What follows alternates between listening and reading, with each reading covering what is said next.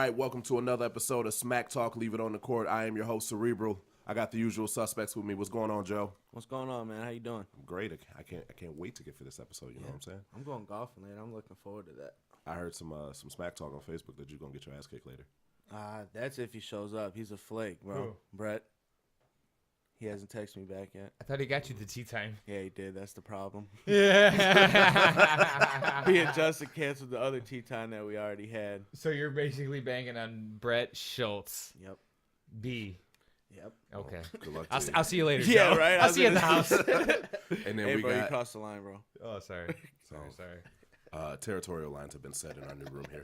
We got AK here. What's going on, AK? What's up, everybody? How's everybody doing today? Everybody's great. How was surgery successful? Yeah. Everything's good, man. Had a surgery, not this past Thursday, but the previous Thursday after.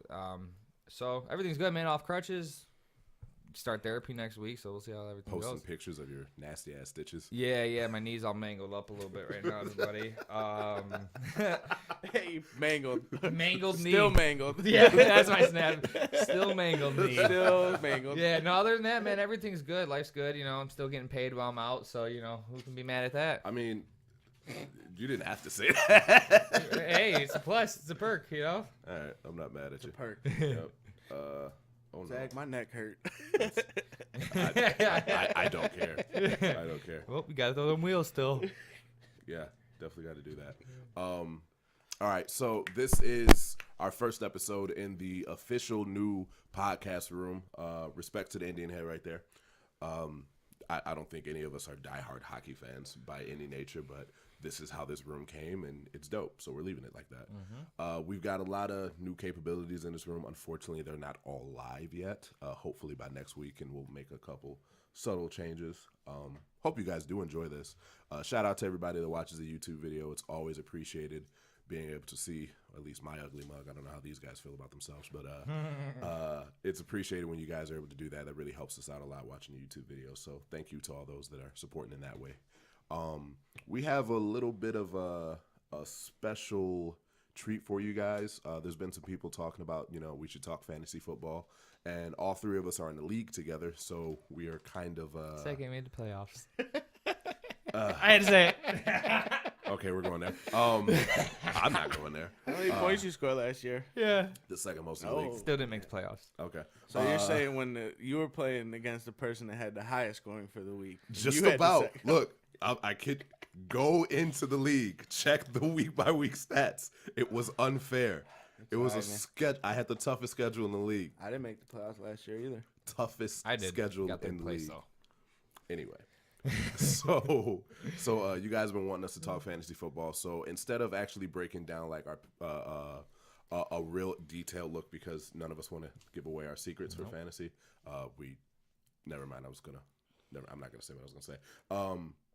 We are gonna do something different, and Joe and AK, this is your guys' brainchild, so I'm gonna let you guys explain that to the audience.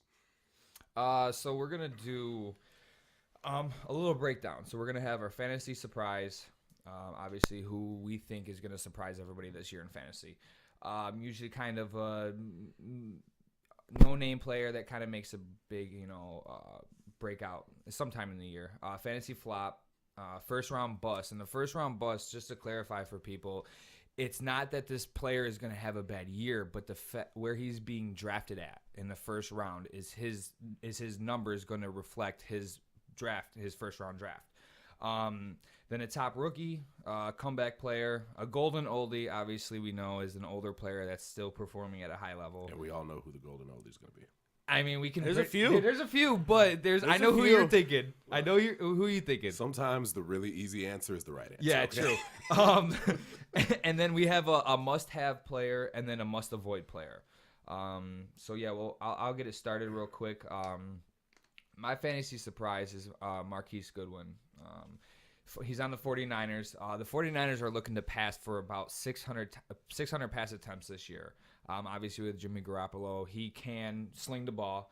Marquise Goodwin last year had 105 targets with terrible quarterbacks. You get a little bit of a better quarterback in Jimmy Garoppolo, and you can obviously make things happen a little bit better. And they have Kyle Shanahan as their head coach and offensive coordinator, and we all know when he was in Washington with Kurt, he let him sling that ball. He slings the ball. So you add that, and you got to realize that they added in Jerick McKinnon as well. Is he a upside from Carlos Hyde? I'm kind of on the edge about that, but I feel he's going to be a better weapon out of that backfield. He's more explosive, elusiveness, everything he brings with that. So I think he's going to be my fantasy surprise. Joe? All right, so I'm going to go with my fantasy surprise. I'm going to go with Eli Manning. A lot of people are kind of counting Eli out after the year he had. Last year he had clear injury problems. I mean, started with Odell. Then I think it went down to Brandon Marshall and then finally Sterling Shepard. Yeah. Like Aaron said, who was the running back for the Giants last year? At least this year you have some solids. You got Saquon Barkley, who Aaron likes to say high volume. Sorry for taking your stats. No. That's really the reality of it for Saquon. He's going to get the ball. I mean, there's no denying it. Odell going to come back. I'm hoping he has a great year for the sake of Eli and the Giants. I mean, I like to see them competitive in that division. Fantasy-wise, I think Eli's going to do his thing to Odell. Now he's got Sterling Shepard back. And they got Saquon Barkley that can catch the ball out of the backfield, pass block. He can do it all.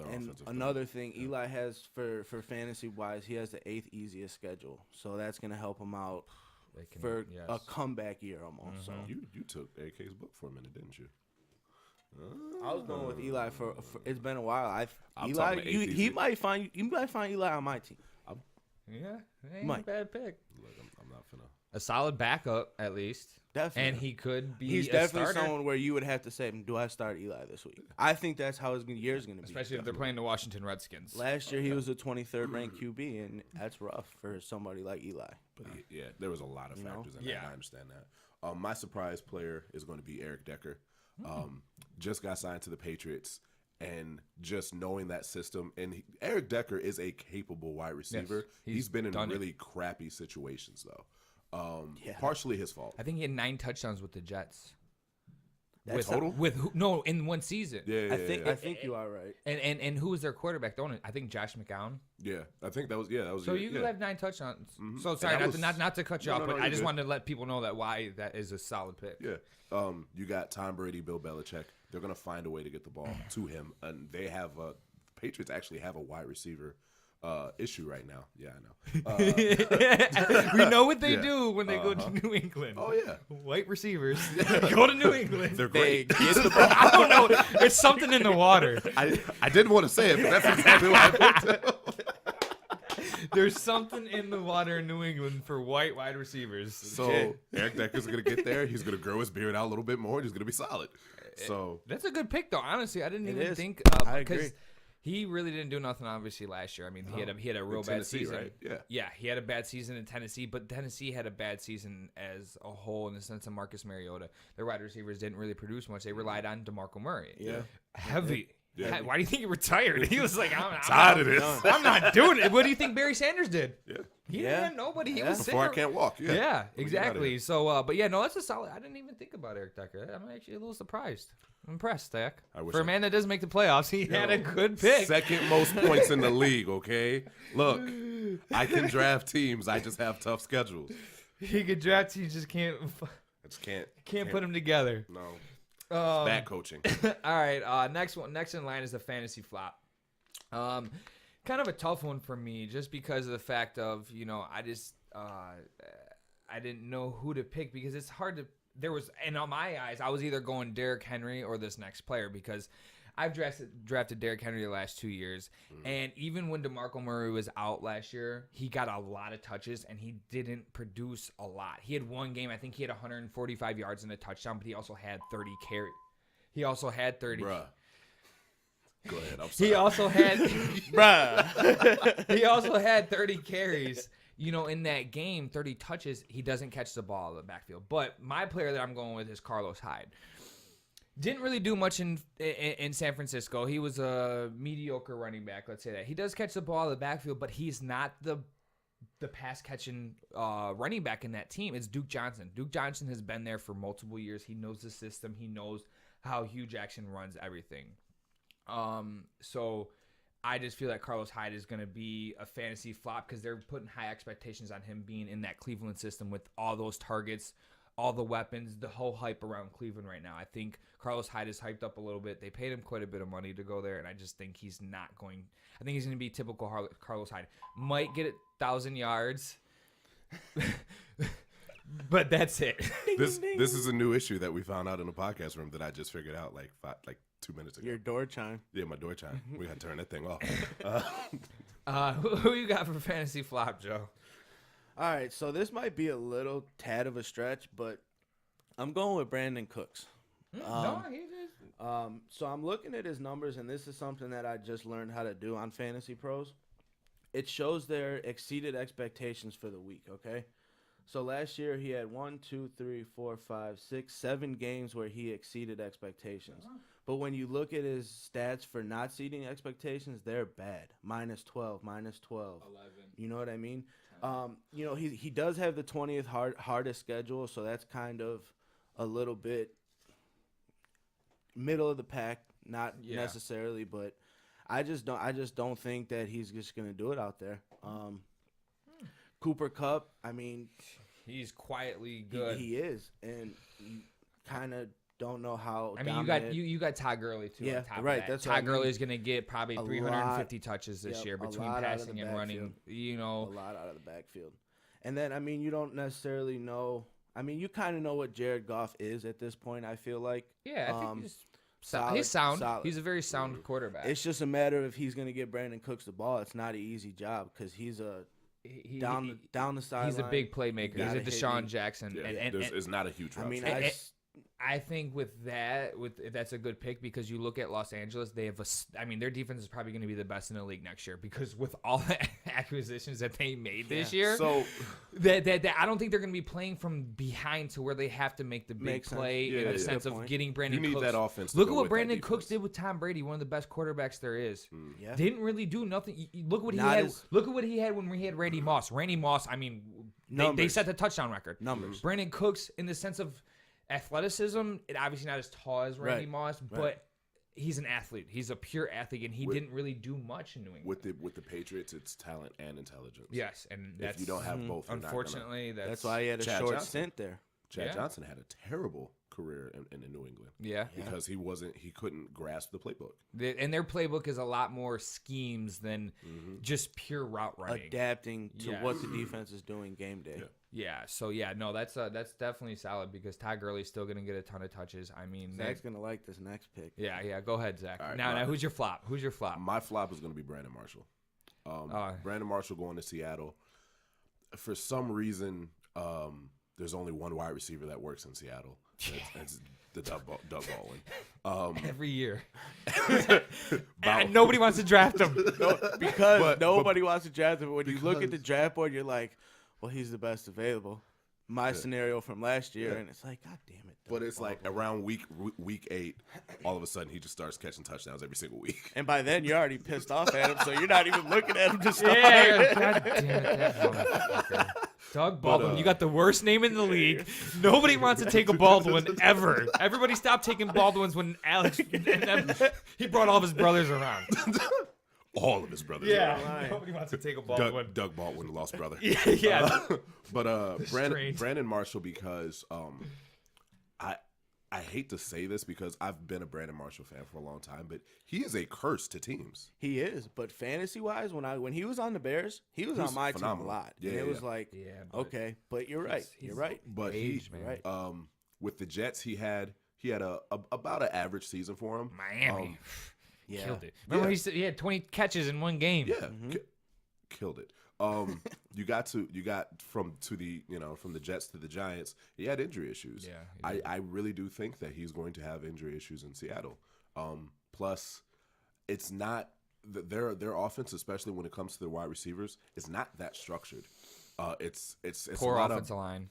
Poor offensive line, and it becomes backyard football. Yep. Just get open. Yep. And I don't see Brandon Marshall flourishing in that system. Not at, just 34? like Jimmy Graham couldn't flourish in that system. Was he 34, 30? 35. He's up there. He's up there. He's somewhere up there. And he's got ankle injuries, and that's what his previous injuries is. And someone being that big to have ankle injuries as a wide receiver or a running back is very tough. And then on top of it, not really knowing what you're going to have to do on that play. New system. There's a lot on him that's going against him. And he has a lot of off the field, not problems, but he's got his show. He's got his hands in a lot of other things in a sense. And good for him, man. Yes, like, good. Getting your life but after that's football when set you up. lose that hunger. He doesn't have the hunger to go out and beat you every day, every down. He's kind of, Like 4 years ago, you would see on Brandon Marshall's Instagram, like him in the middle of the summer going heavy with the workouts. Yeah. I've not seen those in a while at all for a few seasons. No. So I don't think that the lust is there, and I don't really want to question anybody's hunger. But I don't know if he's going to go at it the same way that he has when he was in Miami, when he was in Denver, when he was in Chicago.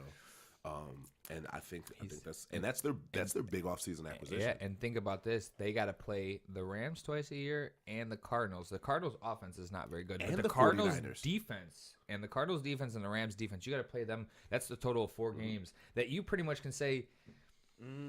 Forget about it. Maybe, especially the Rams. wait. I mean, who do they have? Who's their cornerbacks now? Talib and Marcus Peters. Shut down. And you're Both going to of have and you're also going to have them playing the 49ers, which has Richard Sherman, who is going to play against the Seahawks. He's going to show up for that game. Yeah, I mean, And I if think he's Brandon gonna. Marshall- I think he's gonna guard Doug Baldwin in the sense of like, I finally get to. I got you got you now. now. Yeah. I'm gonna show But- you why you wasn't nothing. But I understand the Yeah. whole philosophy It's behind it. it's He's a gonna problem. hype them up to play better. He's gonna be like, you better do your thing because they have no offensive line. So their running game, I don't know what it's gonna look like this year. So Yeah, no, that's another good one. Zach's coming out here with some sleepers that I didn't even. Maybe he'll make the honestly, playoffs this year. I thought Brandon Marshall retired. Maybe I really thought he retired, to be completely honest. which is why he's a great flop. You know what I'm saying? Okay, we'll go with the next one, which is a first-round bust. And like I said, it's not that this player is going to underperform. They're going to underperform their draft pick, and that's what a first-round bust is. I'm going with Kareem Hunt. People might think I'm crazy for this. John, he's in our fantasy league. Hopefully you listen to us. He's keeping him, but he's got the 32nd hardest schedule for running backs. And In translation, the hardest schedule for Yeah. running back. Yes, the hardest schedule for running backs. They have a new quarterback, which you don't know what he's going to do. Alex Smith is so underrated as a game manager that 100% people huge. don't understand. I feel bad for the man because he is so underrated. But so you have a new quarterback, you have a new offensive coordinator, so it's a new system coming in, and Spencer Ware is coming back. He was the number 1 running back before he got hurt last year. Kareem came in as the number 2 on the depth chart, and obviously killed it. But they also have a great offensive line. They still had the playmaker in Alex Smith, and you have Andy Reid. You know what I'm saying? But with Spencer Ware back, he catches the ball. That's going to take some catches away from Kareem Hunt. And he only was averaged about 4 catches a game last year. So you're thinking that, say you cut that in half with Spencer Ware being there, he gets 2 catches a game. There goes his PPR, which is our league is a PPR league. So that goes, your PPR value is gone at that point in time. 2 catches. Right. I mean, unless they're touchdowns, but how often are you going to count on that? So I just feel that he is going to be a first round bust because he's going high. I mean, I think he's like number 4 or 5 running back this year, maybe 6. I think that's my first round bust. That's who I feel. Who you got, Joseph? I'm going with Alvin Kamara. Ooh, As a that's Saints Zach's fan. pick. That's Zach's keeper. That's Zach's keeper. That I lost a 3rd round pick for it. All right, so I'm going with Alvin. One, because And that's hold on. That's a lot coming from Joe. He is a Saints fan. Die hard. Yeah, Saints fan. So this took a I'm- lot. He I'm- might have I'm- cried you know before he what? took this pick. I want to hear this. 'Cause I'm ready to argue this one. yeah, okay, cool.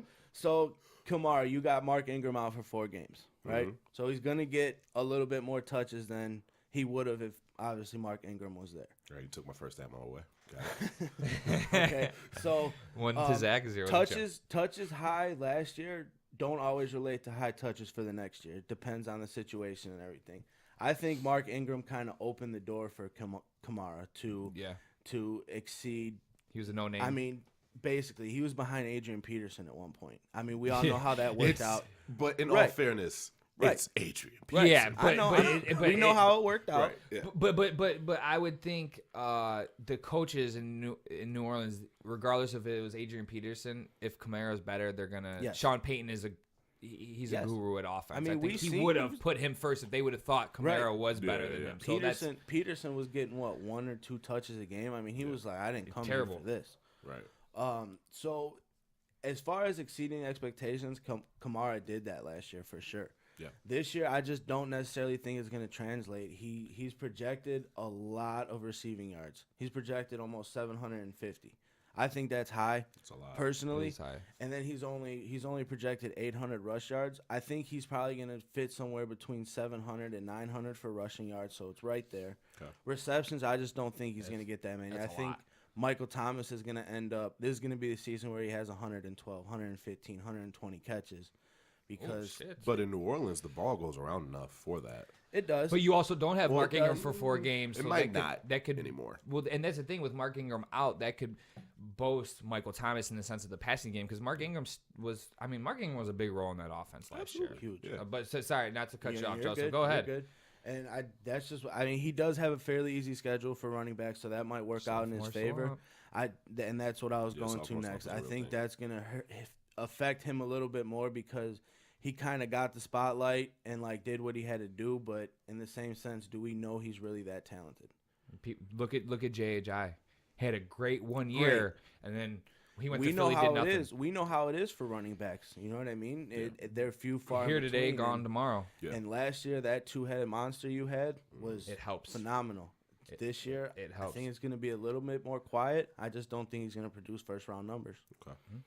So where you're taking him in the 3rd round, I think you're going to be all right. Yeah, that's third a value round numbers keeper. for sure. But yeah, just first round numbers. I mean, he's going high. The few ones that I've seen, he's gone high. Like 6, 7. Yeah, 6. Really? Yeah, he's going high. Really? Him and Kareem. That's why I have Kareem Hunt on here because Kareem that's Hunt's the going 5, 6, why 7. He's my first round flop is because he's okay. So you're not saying he's going to have a shit season. No, and that's what you know what I'm saying. It's based off their value of their draft pick. Like, is he going to produce at an RB1 numbers at a high first round draft? I did understand this, but when I heard Joe say his name, I was like, you just automatically went to attack. He said, "What you say?" All right. What do you mean? So my first round bust, it's probably going to shock some people. Mine is Ezekiel Elliott. There's a lot of factors that Cowboys offensive line, which was kind of vaunted as by far the best in the league, it's not the same anymore. It's not. And then on top of DeMarco Murray ate when it was the top of it. DeMarco Murray could have had Hall of Fame numbers. Zeke's first year was, and then you're right. And last year it started to decline, and it's only going to get worse from here on. And Dak Prescott's getting worse. Well, and before we even get to that, you've got the 2 passing threats that, I mean, one of them hasn't been that great the last handful of years in Des Bryant, but Des Bryant, who still commanded attention, and then Jason Witten are gone. So you don't have to focus that much on the passing game. So guess what? You're gonna plug up the center of the field. You can put 8 men in the box. Exactly. So, and like you said, Dak Prescott took a huge step back last year. Huge.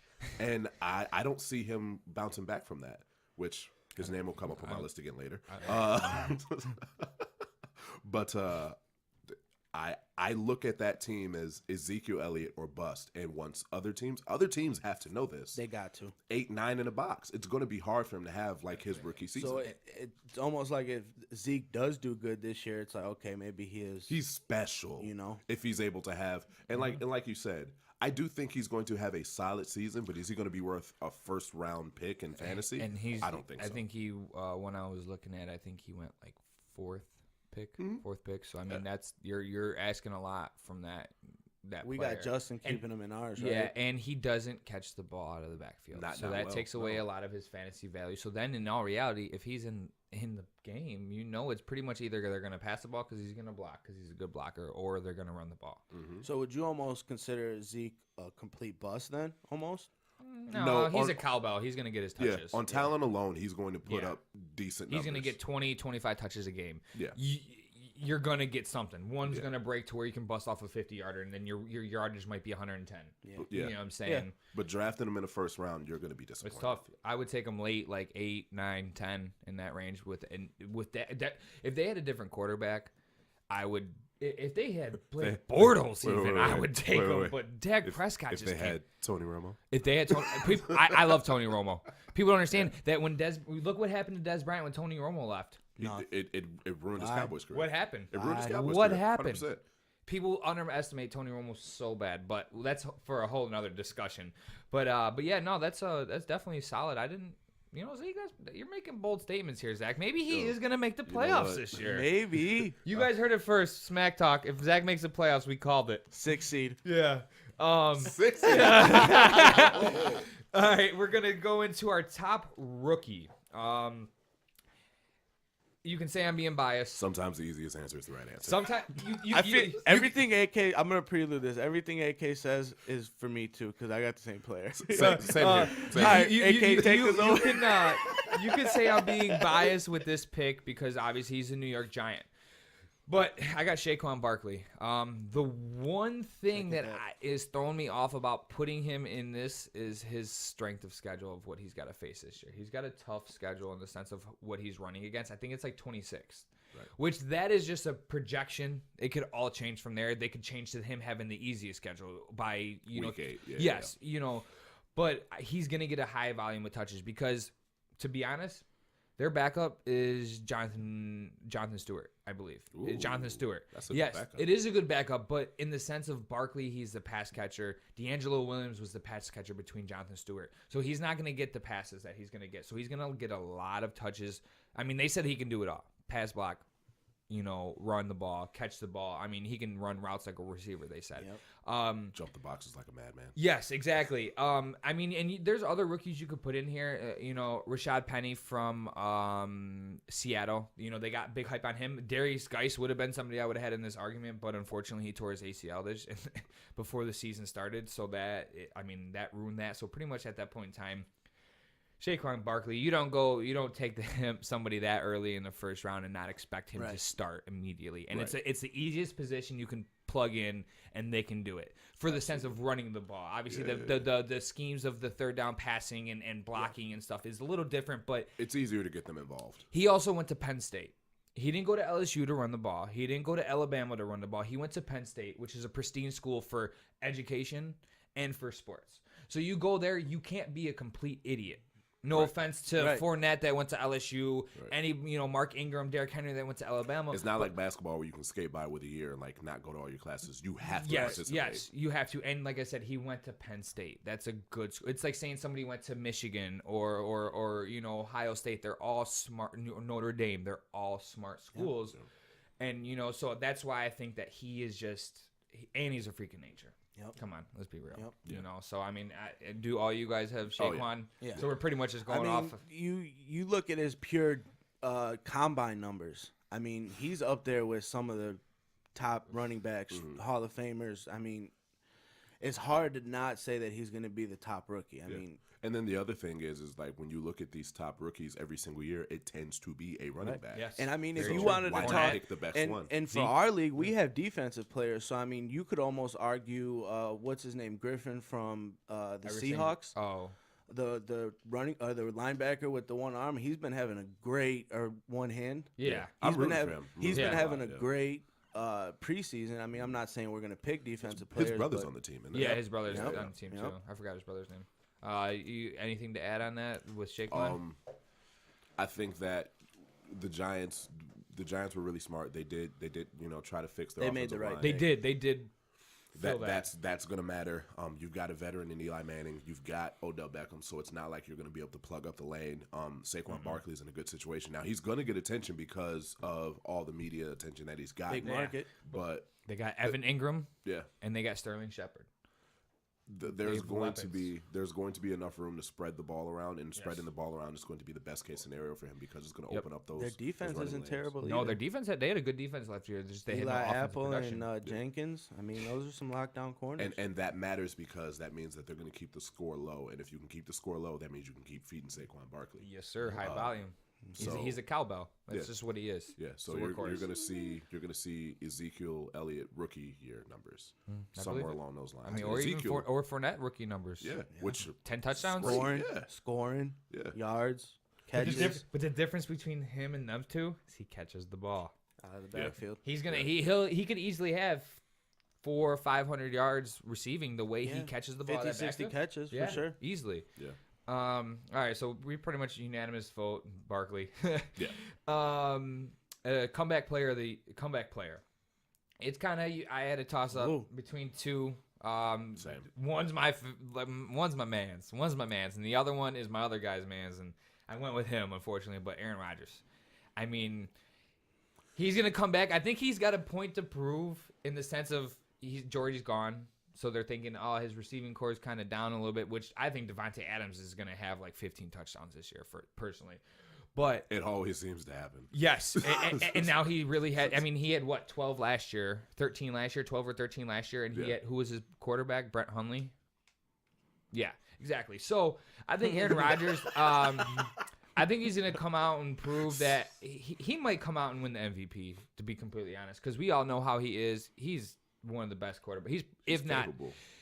It's hard. He's the best athletic quarterback in the league. Playmaker. Yes, playmaker.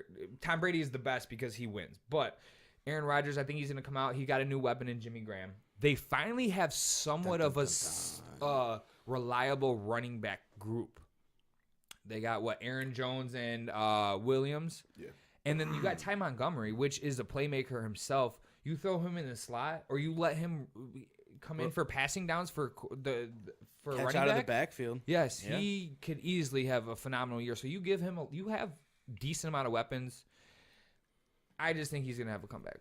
He's gonna have a great year. He's gonna pass for 300 yards, probably 30 touchdowns, maybe 10 interceptions. Yeah. Come on now, it's Aaron Rodgers. It's pretty much you can that you know what? Let me rephrase that. I'm gonna slap myself. That's the easy pick.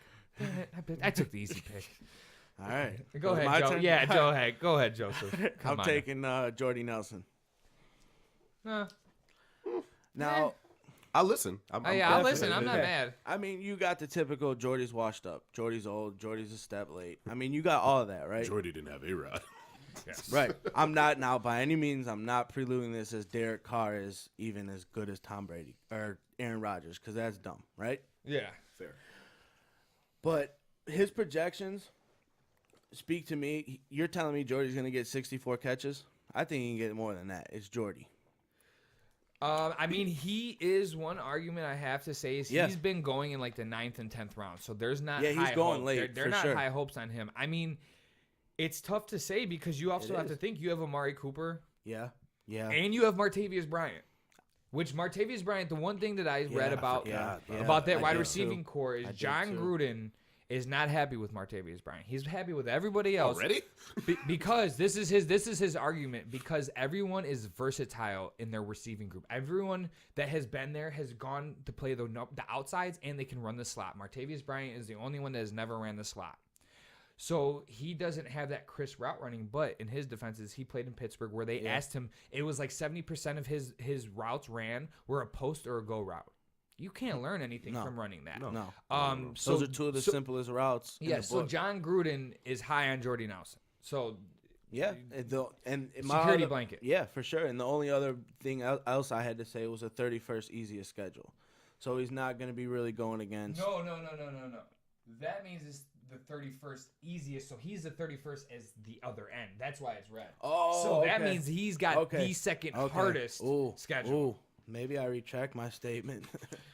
Sorry, I just think Jordy's gonna be, like Aaron said, the security blanket as far as because we know Amari Cooper's not really a security blanket. He's not. He's not a possession receiver. Right. At all. Jordy, you can trust him. Hey, run this button hook, catch it, please. Mm-hmm. That's why Aaron Rodgers was so upset about him being gone. Oh, 100%. But it's a thing when Jordy is healthy, he does put up the numbers. Definitely. But it's 1,400 yards, 12 touchdowns. It's so yeah. I mean, I'm just it was a hunch for me, and I didn't really have any facts. I was kind of just I think Jordy's gonna have a good year, and that's it. Is he gonna have a good football year or fantasy year? Fantasy year. Okay. Fantasy year. I mean, that's kind of where my pick goes. It's kind of a little bit of a hunch. Mine is Andrew Luck.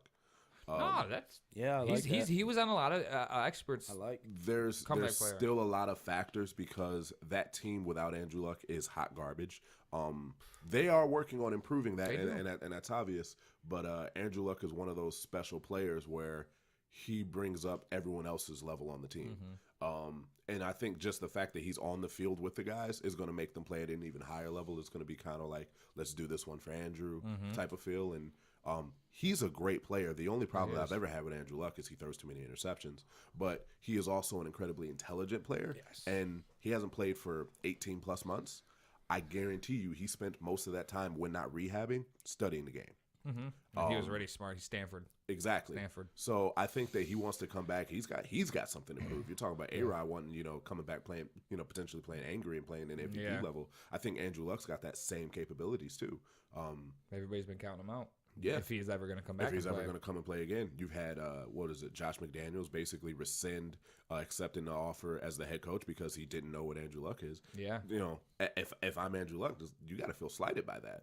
So I think you're gonna get the best version of Andrew Luck that you've probably ever seen this year. Now, he may get beat out by Aaron Rodgers, who is going to be playing at the level, but he's going to be in the conversation.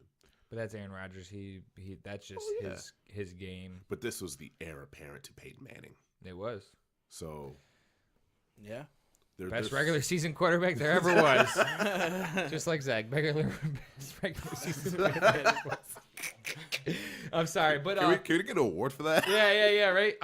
But no, that's definitely a very. I mean, you could. Yeah, that's a coin flip right there because Andrew Luck. I mean, they finally got him a little bit of running. I mean, you got Marlon Mack there, and they got another. They picked up a rookie in the draft. I can't remember his name off the top of my head, but they're talking that he's fighting for that number 1 spot. So you got 2 good running backs, and then obviously T.Y. Hilton. He's got Jack Doyle. I'm sorry. Jack Doyle is his tight end. Don't really know the rest. I know they got rid of Dante Moncrief. I forget where he went. But yeah, Andrew Luck. I mean, he could easily put up 4,500 yards. Easily. He's got the arm for it. So we'll get into, which is my favorite one, Golden Oldie. Golden Oldie. Who's our Golden Oldie? And there's like some late night radio. Yeah, and so this one, pretty much, I went biased. I went very biased, and I almost wore his jersey today because I went so biased with him on that one.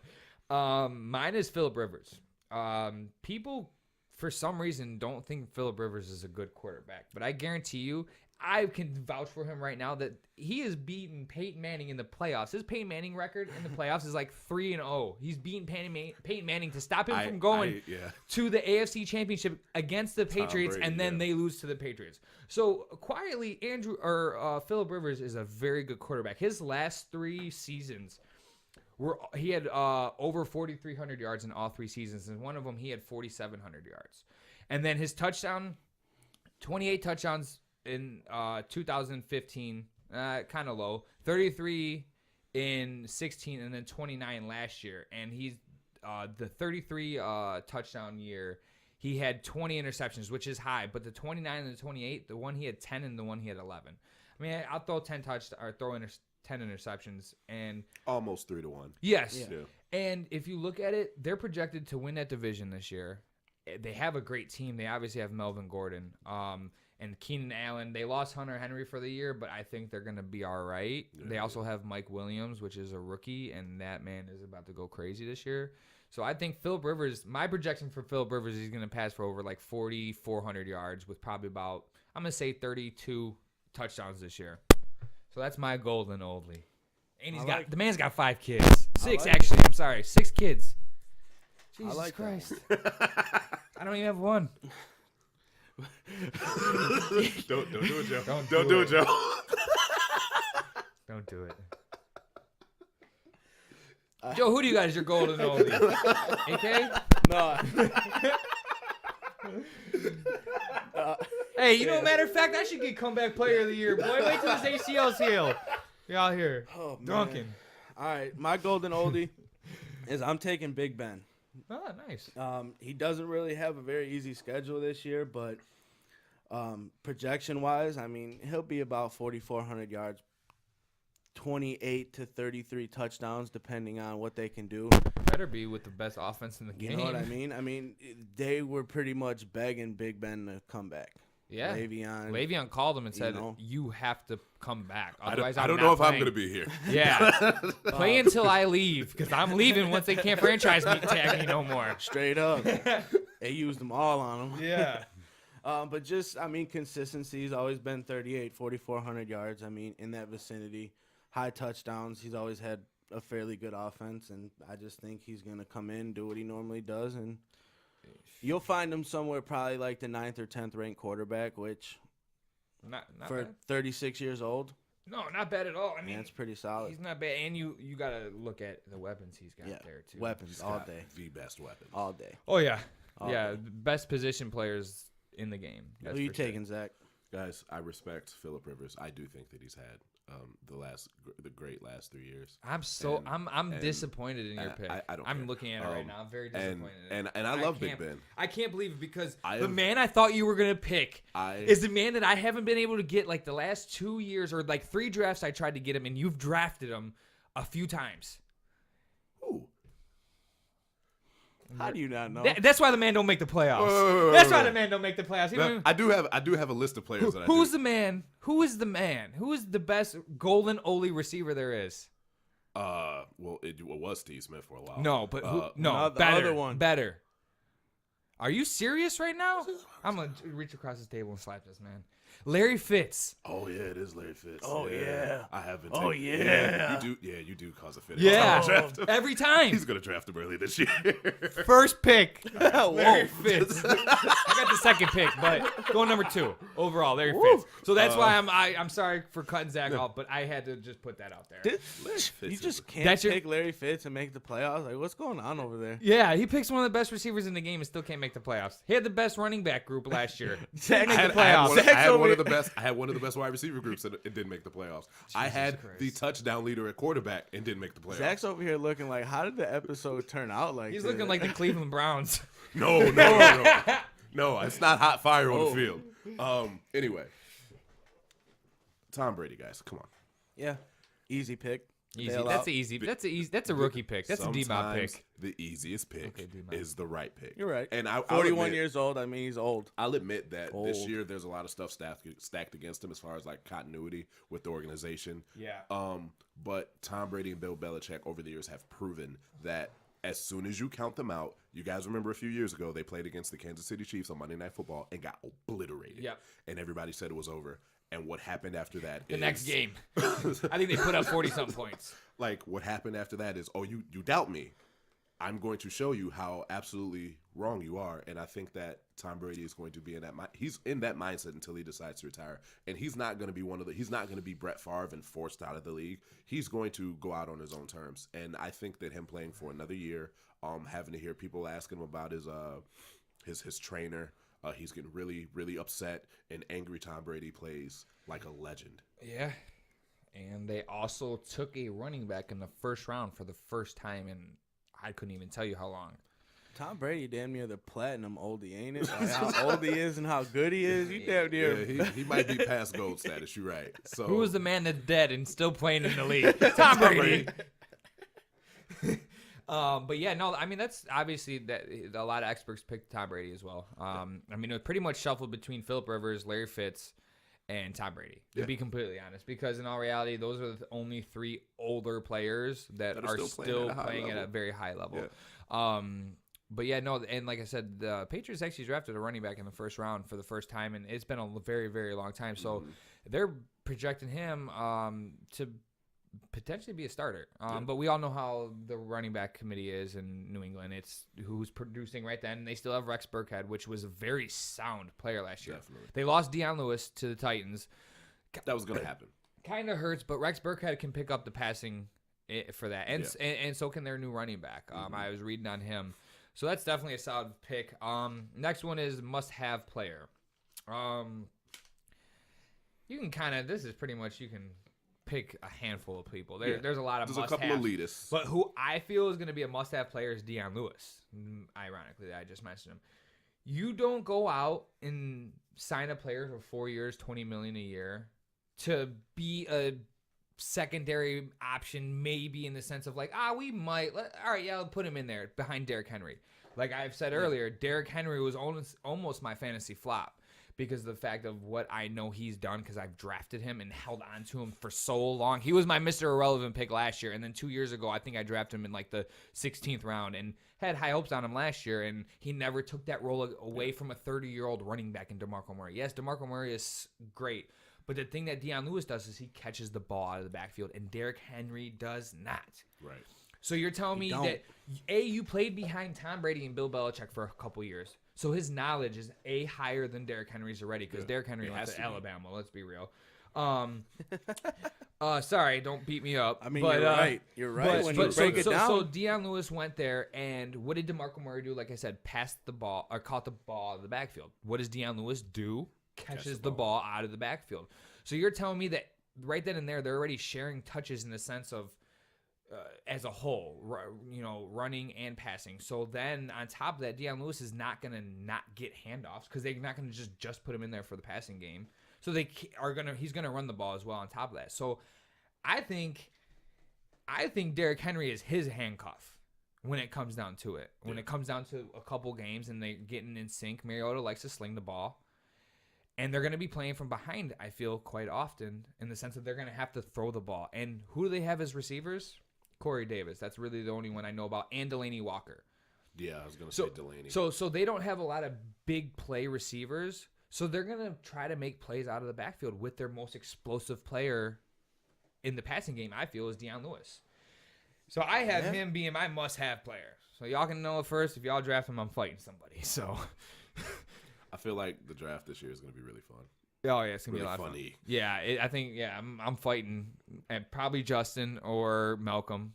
Just putting that out there now. Yeah. I know they don't listen, but I'm going to let y'all know. I know they don't listen. But I'm going to let y'all know I'm swinging at both of you guys. Right if any now. of you guys take Deion Lewis.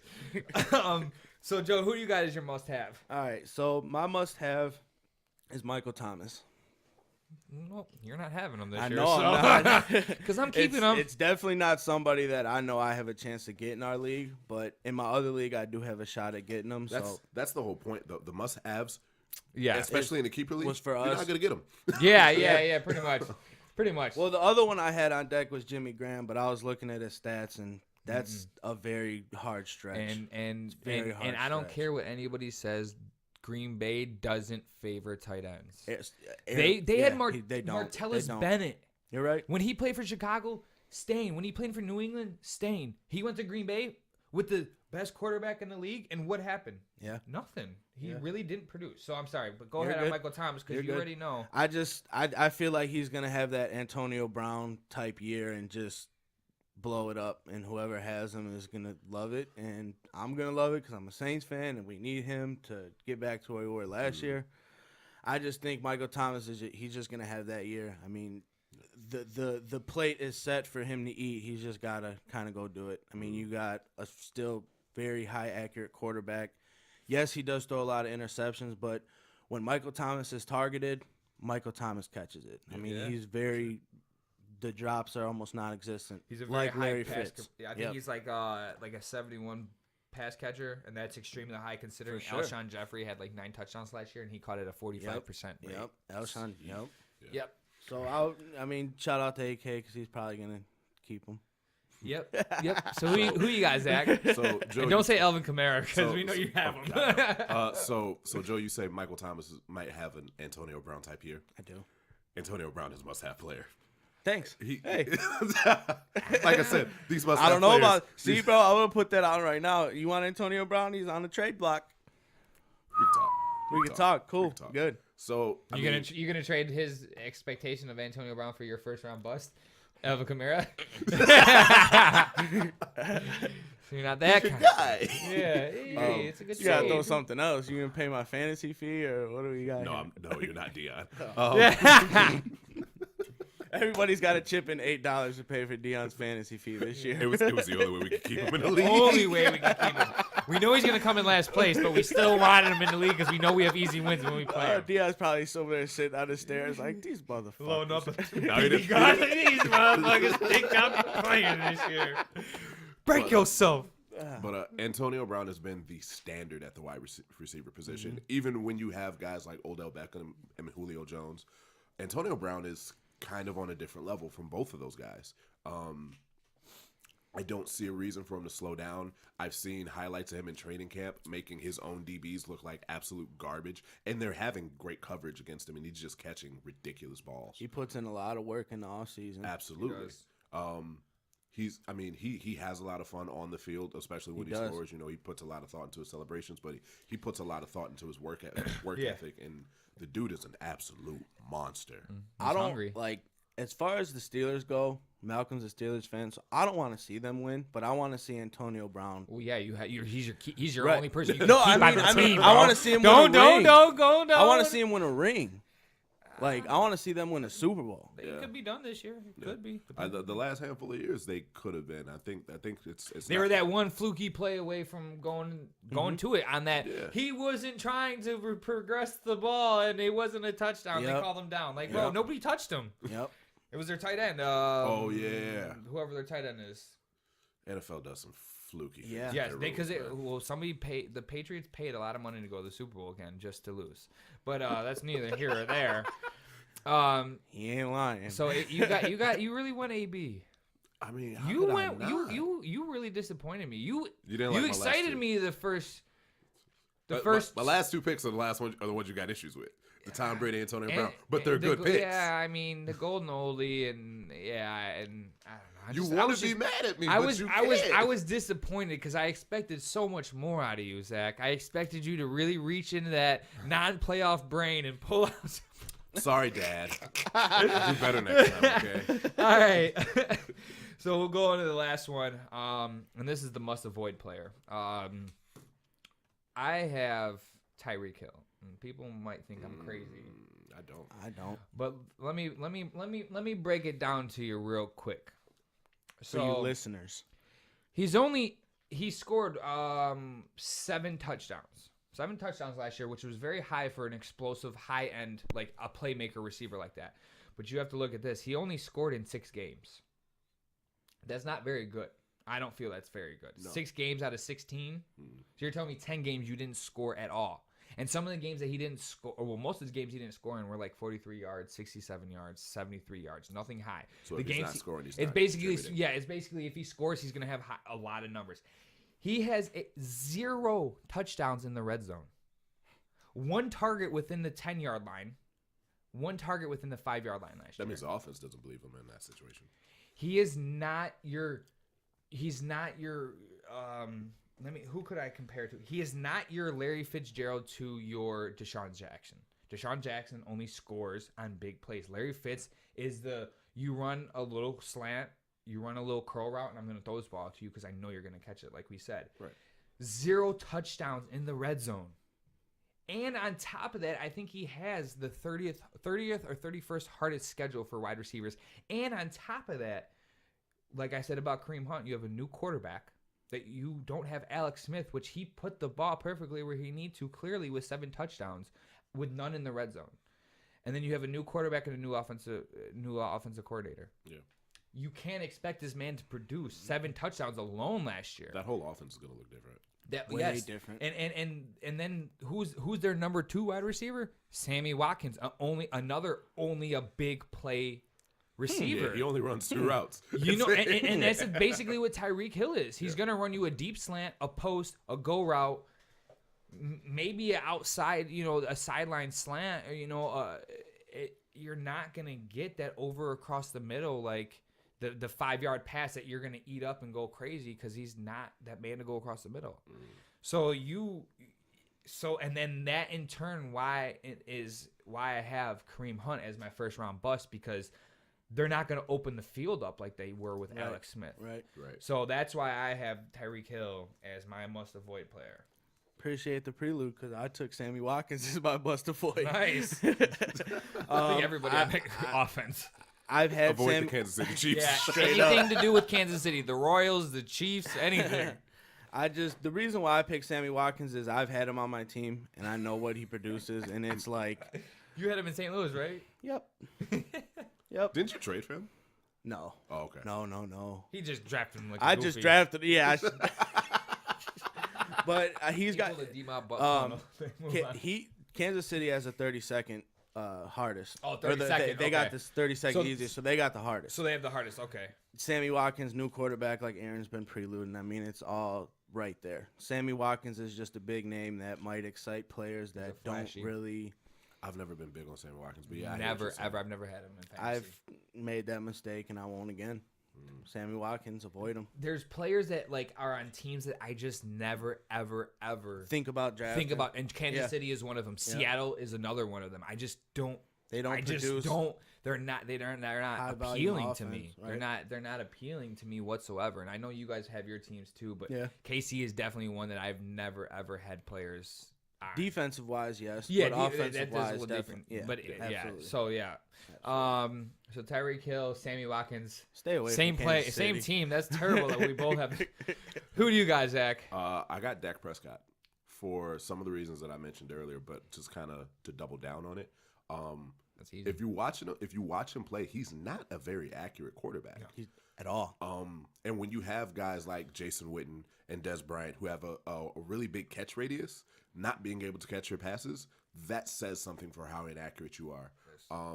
His improv is not as good as it was his rookie year. I think Ezekiel Elliott hides a lot of that, and maybe he will a little bit more this year. But the fact that you don't really have the passing weapons, it doesn't lead for him having a good season or even decreasing offensive line. He's going to be on the run a lot. Yeah, a lot of factors. He's mobile. He's mobile. not a mobile throwing quarterback. No, he's not Aaron Rodgers. He's not Russell Wilson. There's only a handful of those guys. Yeah. And I think I just named both of them. Marcus Mariota when he's healthy.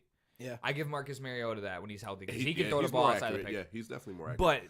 But Cam them two, Cam is just Cam could do everything. Yeah. Except win the Super Bowl. True. But Dak Prescott is one of those guys that he's got the name, he's got all the press, and people are gonna go to Dak Prescott. He was my backup. I didn't play him a single game last year, minus when Russell Wilson was on a bye week, and I hated it. Yeah. So I don't see a reason to be high on Dak Prescott at all. Honestly, he's in the bottom half of quarterbacks in the league, and bottom half of quarterback, especially in fantasy terms, they shouldn't be on your team. Yeah, you need top 16 for sure. Yeah. Especially being a 10-team league, we shouldn't have a problem. And to add to that, I believe he'll end up on somebody's team, by the way. I think yes, he will. Yeah, D-Mobs. We're gonna make fun. But to add to that too, I believe that Carson Wentz and Dak Prescott came in the same year together. Yes, I believe they came in the same year. Mm-hmm. How ironic is it that the Dallas Cowboys are showing Dak Prescott films of Carson Wentz and how they want him to play? I'd be pissed. How ashamed are you? You look down like this, like, man, I'm going home.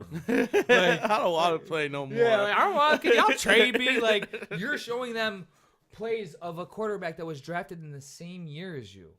The dude that everybody was saying that you were better than yes. a year ago. Yes. Yep. And then now they're showing you videos on him, a film and study of him. I didn't know that. Yeah. That's rough. Times it's a changing. That's a slap in the face. That's a terrible slap in the face. Better work on your accuracy. And that's why I don't – when we get into the over-under on the wins, that's why I wait till Dallas comes up. I can't wait. Oh, yeah. So I'm glad you said that. Quick preview for the next couple of episodes. We're going to break down the projected wins for the NFC and AFC teams. We're going to do which one do you guys want to do next week? We'll figure it out. Yeah, it's a surprise, baby. Yeah. He took the over-unders for Vegas, I believe. Yeah, so each the team, Vegas over-under. We're going to over-under the Vegas ratings. We're going to talk about it. It's probably going to be in our entire show the next handful of weeks before week 1 of the NFL. Yeah. Baseball's been a little slow. Boston. That's the only thing you need to know. Boston. Yep. Everybody else, mediocre baseball. And you got Boston hitting Mookie Betts hitting cycles. And JD, I know he don't want to hear it. I know. JD Martinez heating back up. He has a shot at the Triple Crown.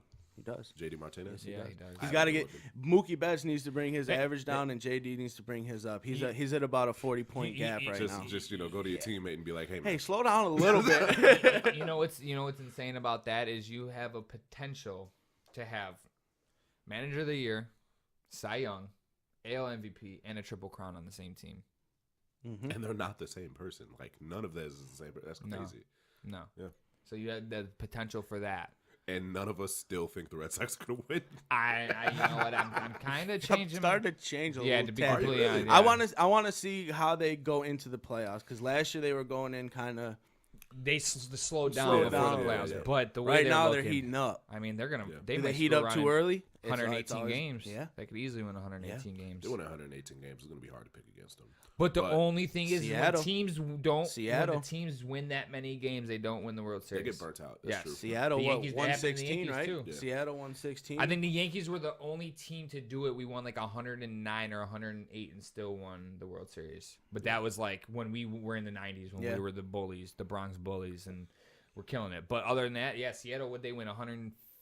16? And the Yankees at one point in time won 113, and we didn't win the World Series either. That's a lot of So games. It is a Because lot of when games. the Cubs won, we won 101, 103. 103. Yeah, I was gonna So say, I mean, 103. that's a big gap from 116 Yeah. still. And And we played. it doesn't sound like it, but it no, really is. It's a huge gap. And it took Game 7 Yes. in the rain delay. Yeah, but that's in the 10th inning. right. Yeah. So, you guys were almost a statistic, Legit. unfortunately. You know what I'm Legitimate. saying? And so, A long Yeah. you guys might have list. to wait another 100 years for another championship. 110, 111, 112. Yeah. Done watching baseball. Yeah. Yeah, but as far as like the Red Sox are concerned, they are the hottest team in baseball. Not even a question of it. But I think the thing that we all three of us have questioned the most on the team is one player more so than anything, and that's David Price. Yep. He's going to have a big role on their playoff team, and Has that's to. Be better. scary. He has to. Can be. He's It's never- nerve wracking Yeah. for a Boston They fan. did trade for, like, I think his name is Esteban something, but that man is the truth. Yeah. He shut us out. One of the highest powered offenses in the league, and he shut us out with ease. He only threw like 93 pitches. I'm Jesus. like, Wow. yeah, exactly. They quietly bolstered their starting rotation to where, to be completely honest, we ain't going to the World Series. The Yankees ain't going to the World Series. If we go against Boston, I don't know, it ain't looking good for us. Jeez. It ain't looking good. That's how good they are at this point in time. They're Golden State. They're literally Golden State in a team. For real. That's what they are at this point in time, and it's scary. It's a lot harder to It's do in scary, baseball, and it's even more sickening to me because I have to see it all the time. All It right. directly involves Yes, your, like, yes. well-being. They're not in the almost, you know National what I mean? League. They're not. I could see him in the World Series, Like- but no, I might have to see him in the first round of the playoffs. His day might be good or bad depending on what the Red Sox do. So Yeah. this is my last question before we take a break, and I'm sorry for this. How many games back are the Yankees now?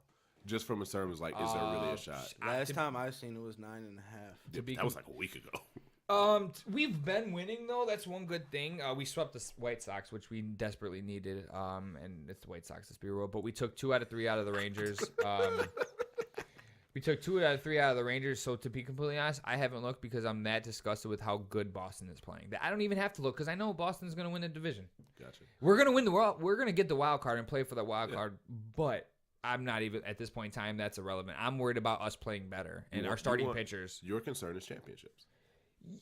My concern is not being embarrassed for the rest of the year.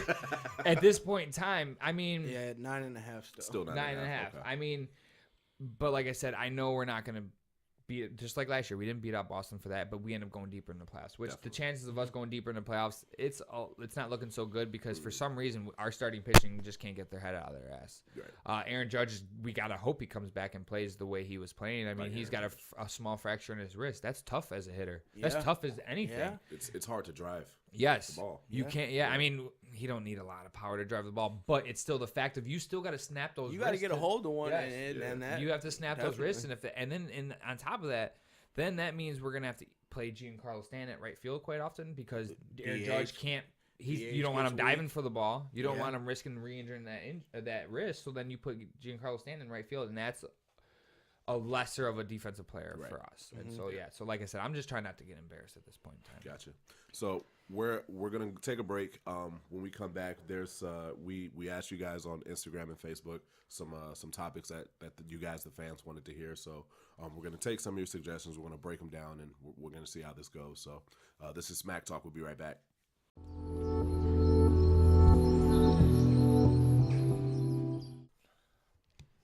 All right, this is Smack Talk. We got an ad for you guys before we start the show. So as you guys know, I am Cerebral. I also do music with my Play Aloud brethren, and we have a project coming August 17th. the roundtable of Play It Loud tape. So get ready to listen to that. That's every single member of Play It Loud. That's producers, that's artists, that's everybody. So get ready to witness the true strength of Play It Loud. That's this Friday, August 17th. Check it out.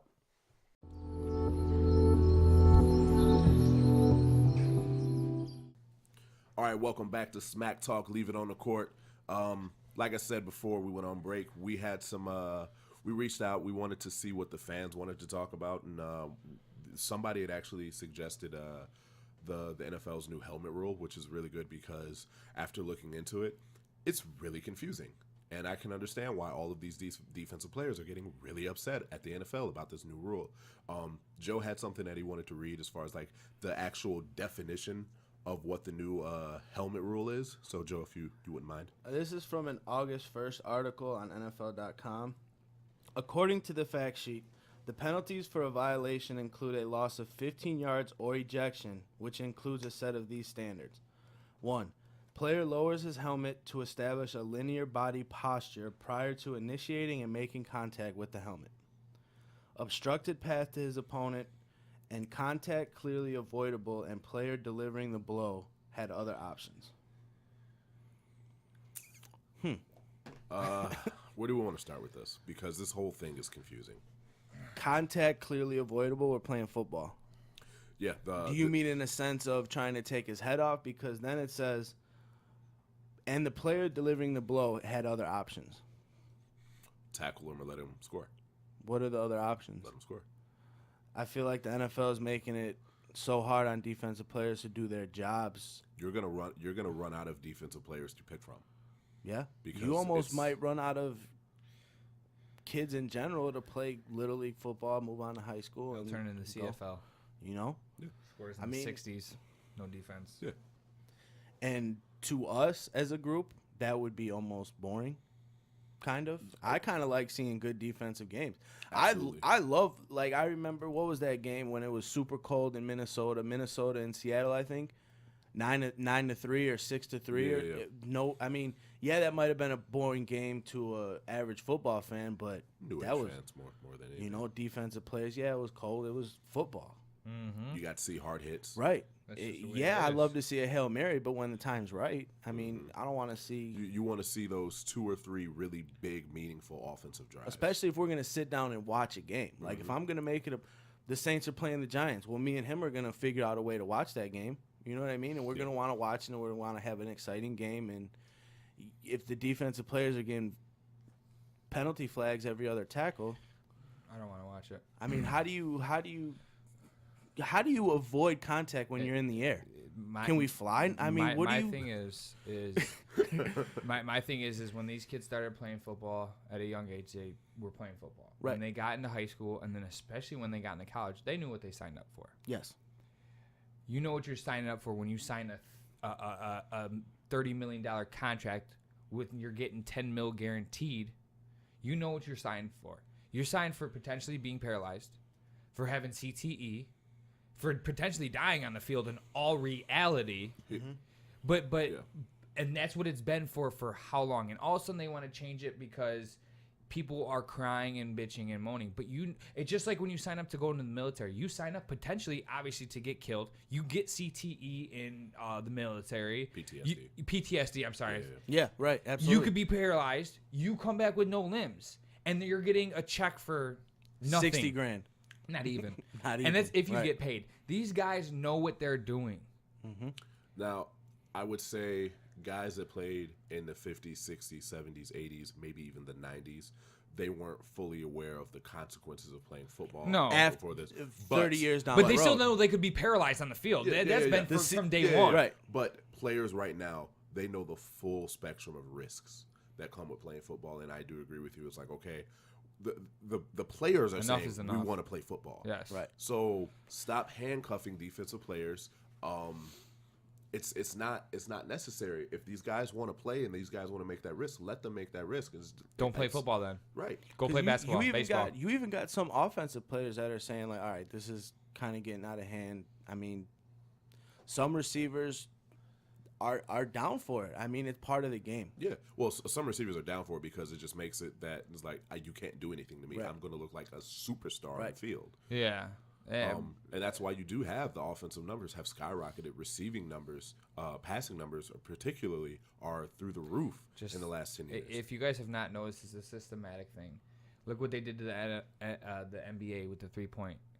Look how predominant the 3-point ball is nowadays. It's almost that's your first option is a 3 ball. Then inside the paint is next. I would blame the Golden State Warriors specifically because there's been spurts where teams have tried to make the 3-point shot.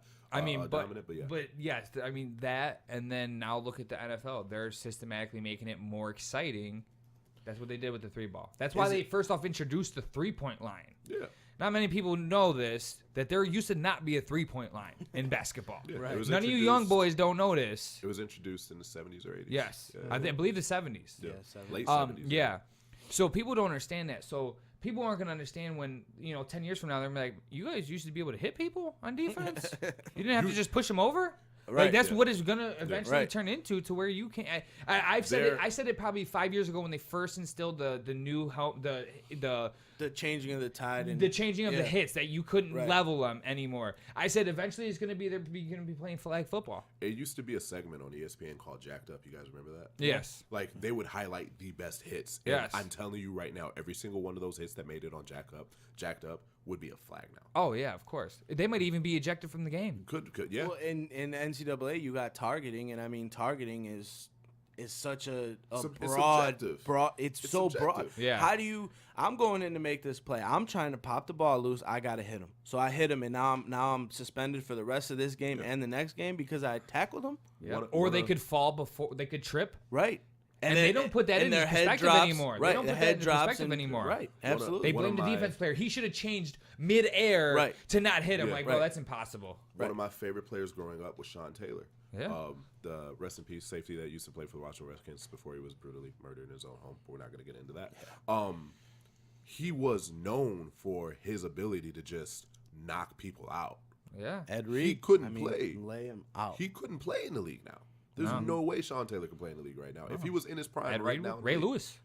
Oh yeah, Ray Ray Lewis would knock people out. They would have banned him from the league. Yeah, They would have banned you're him. too violent. You're too violent to play football. Imagine Lawrence Taylor. Yeah. Oh, Imagine God. how different it was back then too. though. Imagine Lawrence Taylor, how he used to attack quarterbacks. Right. That man would rip your head off. And not be penalized. And now you can't even touch even do this. Right. Oh, If the penalty. quarterback's got Yeah, the ball. You It's touch him on his high shoulder. That's a flag. Blame Tom Brady. It's Tom Brady rule. tuck rule. Yeah, it started with the tuck rule. Your Yeah. golden Whoa. oldie. Yeah. No, when he got hit, the non-playoff relevant player goal. But no, when he got hit in the knee and he tore his ACL. Yeah. That's when they instilled that new rule that you couldn't hit him below the knees. But- Then they said you can't hit him in the head, so it's like you got a window this big to hit somebody in. That's it. And if you spear him, that's a flag. I'm going to say throw this your now. body The at 'em. only reason I watch football is because of fantasy football. Same. If I didn't have fantasy football, I Same. wouldn't watch football anymore, to be completely honest. Because at this point in time, I don't care. Because they're making it they're making it a Soft. pussy sport. Soft. That's why all these kids are getting participation awards. Where do you draw the line of you guys got to know you got to come out and play and be killers? Yeah. You have to. Yeah. Everybody gets an award nowadays. Everybody get the sport as a whole, the whole generation. It's a generational thing. Everybody's I could say, boy, you're ugly, and they're gonna start crying. Yeah. They're not millennials. They're offenders. They're the offendees. Oh my God, he offended me. Like that's what it is nowadays. You know what I'm saying? Yeah, Coaches. it I remember translates. when I was a kid, my coach used to swear, Yeah. grab us by the face mask. I'm 8, 9, 10 years old, and this dude's shaking me by my face mask, bro. But it made me tough. I ain't no pussy. I've been in some shitty situations in my lifetime, and you know what? I've never given up because of the fact that I've always been like, I always have to fight for anything I want. That's why I've been told. You've always had to figure it out. You know, and these kids nowadays, shit's handed to them left and right, and it's just it's just a trickle It's down almost effect. like if you think about it, like as far as youth football goes, I mean, Nobody's playing football. we drive to the house and we see one team practicing right there. I was going to say you guys have a huge field. one team. It used to be the Raiders and the Titans. That was it. You know what I mean? Two teams that It play. was the original, just the Raiders. Right. Yeah, And yeah. now Then the you got Titans, and now it's the Joliet Ravens and there's barely two teams out there. Yeah. So like eventually don't you think the NFL is not going to have a talent pool to draw from? That's No, what I'm you know saying. where they're getting their talent pool from? it's a system thing. They're getting them from the ghetto. Right, yeah. They're getting them all from the hood. Yeah. You get running backs, wide receivers, defensive backs, defensive ends, linebackers from the hood. Yeah. You get offensive linemen and quarterbacks from hillbilly-ass fucking states. Iowa, Kansas, Oklahoma. You're not wrong. You're not wrong. It's- Think about it. And yeah. think about this. Offensive linemen, do you ever hear about them having CTE? No. Quarterbacks, depends on the caliber of quarterback you are. Nowadays, you're not going to have quarterbacks talking about they have bad, but Tom Brady's but not but having yet issues. the wide receivers will, the running backs will, the linebackers will, the defensive backs, the safeties will, because what are they doing? They're putting their body, their true body on the line. They're They not wanna putting get these. paid. You know what I'm saying? It's a system thing. That's for another argument. But if you think about it, where do most of the wide receivers come from? Florida. LSU, Florida, Georgia. That corner. Yes, that corner, the dirty South. Yeah. That's where they get them from, Texas. Because you know why? They can put them in that, and they're not gonna question anything. They're gonna Well, give you their all because they've I'm fighting been- for this paycheck look, because I never had money in my Guess life. what? They've been in worse situations. Yes, Right. and that too. They've Right. been in worse situations, but Yeah. they also are money driven because unfortunately most of them are not raised with money. It's the only way out. It's yes. So they look at it as like shit. I was in the streets fighting nonstop. Now I'm in here making dough. I'm gonna give it my all now because I'm making a $25 million check every 2 years. You know what I'm saying? Yeah. Yeah. But yeah, so no, I just think it's a pussy league now. Yeah, I don't think any of us No agree with fun the league. direction. No. No fun league. Yeah. It is. I mean, they brought back celebrations, but it's still the no fun league. It's Mother Russia. So, so in breaking down this new helmet rule, and I think we all three of us can agree that we don't really understand it, and we're not the smartest guys around, but we're not dumb. And we've read this probably 4 or 5 times since we've gotten here today, and talking about it, we still don't really understand the breakdown of this rule. So I found this it's called the fact sheet for the use of the helmet. And it's saying the NFL way to play is an educational series and proper use of the helmet to protect players. So players got to go through this class. Sure. Emphasis on stance, posture, knees bent, hands, pads down, hands first, head up and out of the way. Before you finish this, Head up and out of the way. I mean, you. Let me preface this. So you're going to get a bunch of guys, and let's just assume rookies, right? That you bring rookies in and you force them to take this class before they ever play it down in NFL, right? So you're gonna get somebody in the classroom. You're gonna sit them down. It's like, this is the way that you're supposed to play football. How long have these guys already been playing football? 10 plus years. 10 plus years already. Do you know how hard it is to untrain somebody? What if you get a coach when you're 8, 9 years old and he don't teach you the proper way until you learn Like in most college? of these coaches 'Cause, are. I mean, most Absolutely. of these guys are average dads, and Like, and I know that the NFL. yeah, I'm sure has- Aaron could teach somebody how to tackle, but in the NFL eyes and the NCAA eyes, is that Is it right? Oh, it's Is it probably, correct? 'cause Probably I'm- not, I'm 'cause you're leveling trying to the lay- shit out of right, you. right. Hit them as hard as you hit can. him. You hit him. You hit him as hard as you can. You let him know don't come across as middle no more. Thank That's what you. Ray Lewis did. Right. I remember there was a small video of Got a little Chad fired up. Johnson blocking somebody for the Ravens, and he didn't realize it was Ray Lewis. Yeah, And he's he's like, out. "You He said, "Oh man, that was Ray." Yeah. on the ground. He said, "Why'd you do that?" He said, "I didn't know it was Ray. I saw that video." But I Yes. mean, it's not very clear cut to the NFL players, and maybe us as I would consider us above average fans. I mean, we look at Yeah. sports a little different. So it doesn't even make sense to us. Right. It's And like, how that's do you- that's a problem. It is. So, in this particular situation, so you have the only first round draft pick that is still unsigned in NFL, and unfortunately, it is the Bears linebacker, Roquan Smith. Sorry. Not, Gotta get that out. not happy Wes, about that Zach, situation. everybody a Bears fan. I'm not happy. But and you know what? People, a lot of people are giving Roquan Smith shit because he's the only I first round literally pick. just was. But if you understand the situation and why he's not signed, I actually am on his side on this. So the Bears put language into his contract basically saying if you get suspended because of this new helmet rule, that we're allowed to take some money back from your guaranteed money. Not your base salary, your game checks, but your guaranteed money, the money that when you sign the paper, they have to hand that over to you. So I wouldn't pay him. There's I wouldn't pay him. What are y'all gonna do? Sit me? Bet. Sit me. I'm still making this money. So with there being no precedent at all for this, especially with this new rule, and there being nobody that really has a clear-cut understanding of this rule. I, as a human being, I can't go to Roquan Smith and say, just sign the damn contract in the training camp. No, honestly, it's a bad move, and if your agent tells you to sign that deal, you should probably fire your agent. Yes. Especially when you have players getting 100% guaranteed contracts, and now your team wants to take money away from you if you get suspended from a rule that's not even. If they can sit down, and they can't even explain it to him, the player. Exactly. So I think you're going to see a lot of players taking that same stance. I don't blame Roquan Smith at all. I mean, Joey Bosa sat out damn near till week 1. Last year. August 31st, I believe. Yeah. So I'm all for players sitting for what they believe in. For his development, it sucks, and I wish he would play, but I don't. The rule is too sketchy. As a Bears fan, you want him to go to camp. I want him to be successful. But as a human, you realize your moral standards comes first. Because they're absolutely. You could almost accumulate 2 or 3 penalties a game. I don't know how it's going to work, because I'm sure if you get 2, you're going to be ejected. Something like that. So now you're talking, over a play that is so questionable. Yeah. This is his livelihood, and guaranteed money is supposed to be exactly that, guaranteed money. Does this somewhat forecast of how the intensity level he plays at? Yes. Which makes me even more excited to see him on the field. That they're so worried that they're like, hey, bro, you hit hard. You got to tone it down because you're going to kill somebody.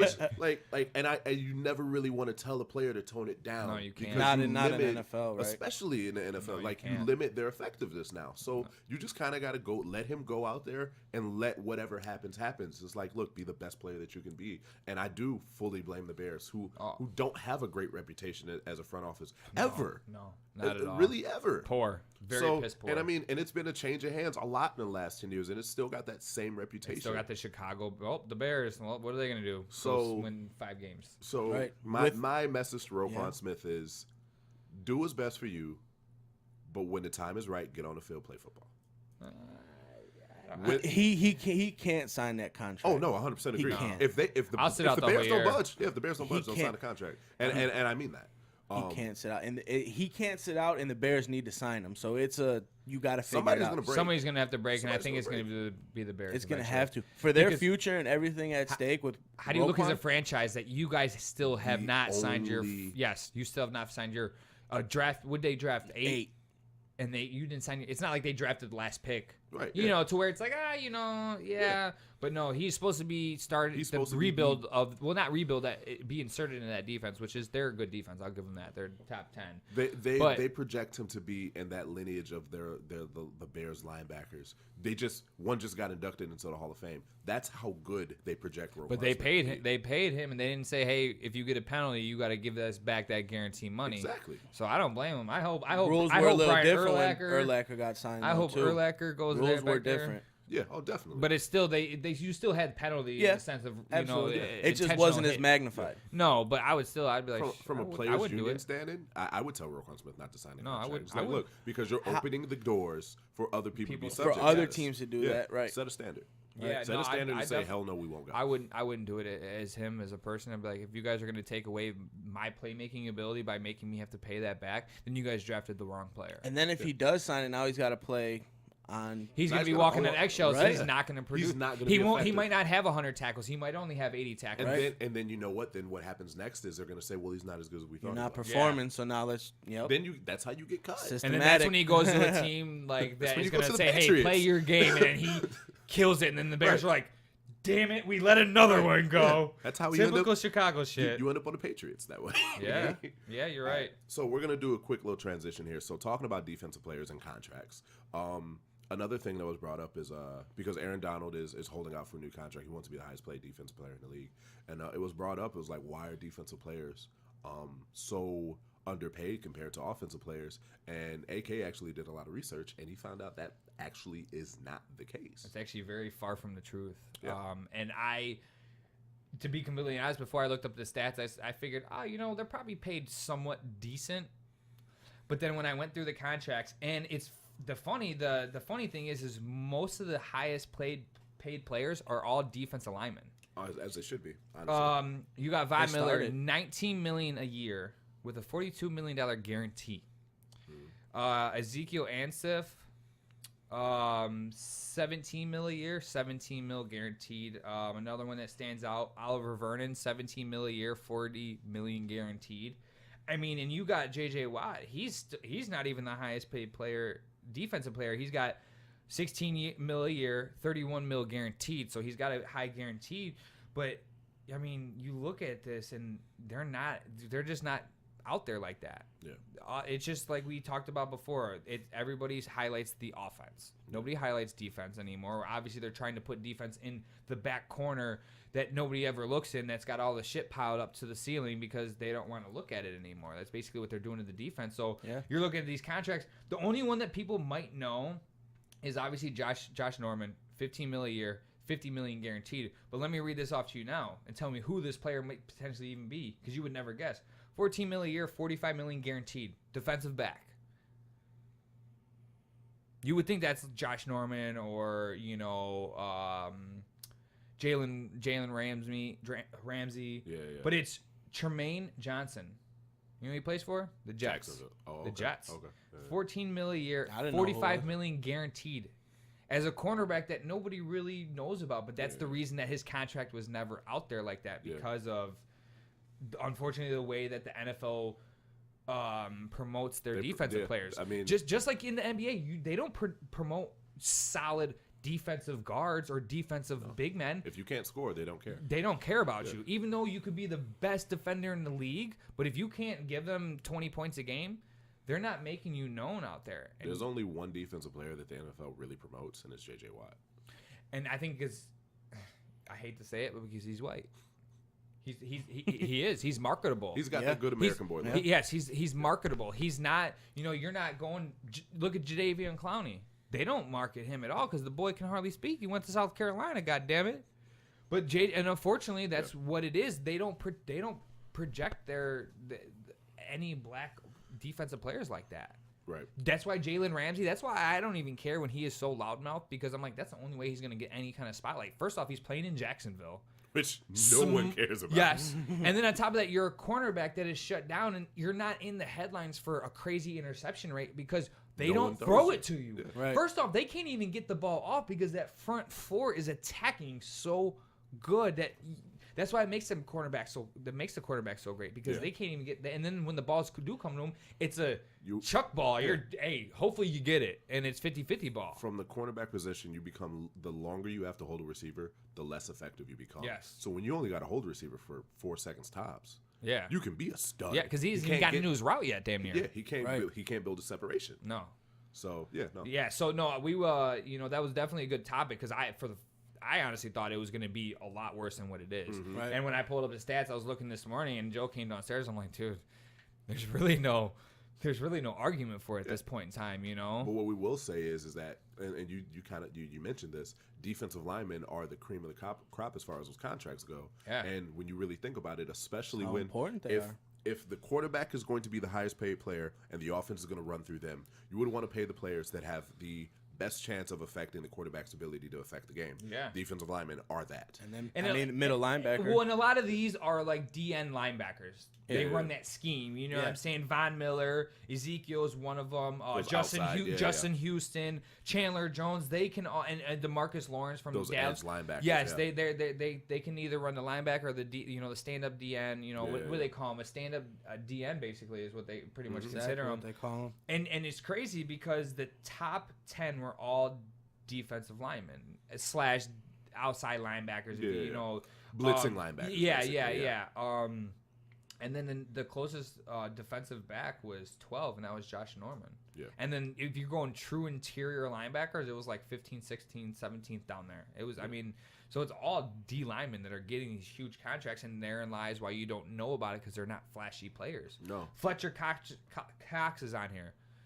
Most people wouldn't really know who he is or who he really even plays for right now. He's on my fantasy team last year. Yeah, well, of course we also do independent. We also do independent defensive players. Imagine if our league was just straight defense. Yeah, a lot more people wouldn't, of us. We wouldn't understand. Yeah, as much. But you know what I'm saying. So we know that. But so he's got a $36 million guaranteed contract. if I'm a defensive line, that's why you don't hear them talking about them because they're getting paid. They're getting paid, bro. There's no bitching on them whatsoever. They're like, no. They understand. So straight up. So going back to Aaron Donald, do you think he deserves to be the highest paid defensive player? Knowing specifically that defensive linemen are the ones that get those big checks, do you think Aaron Donald should be the highest paid defensive player in the league? It's hard because Von Miller got that contract when he was labeled the best defensive player in the league. Yeah. I mean, a lot of these guys are cream of the crop. I mean, Justin Houston, for instance. Aaron Donald's in that conversation. Yes, yeah, that's what I'm saying. So Aaron Donald, that's what I'm saying, and I'm making a case for him being the highest paid because at this point in time, he is probably the best interior defensive lineman there is. Yeah. And if Von Miller got that contract, if Fletcher Cox got that contract, if Justin Houston got that contract, J.J. Watt at the time, why shouldn't he? Yeah. He should. And that defense is going to be right.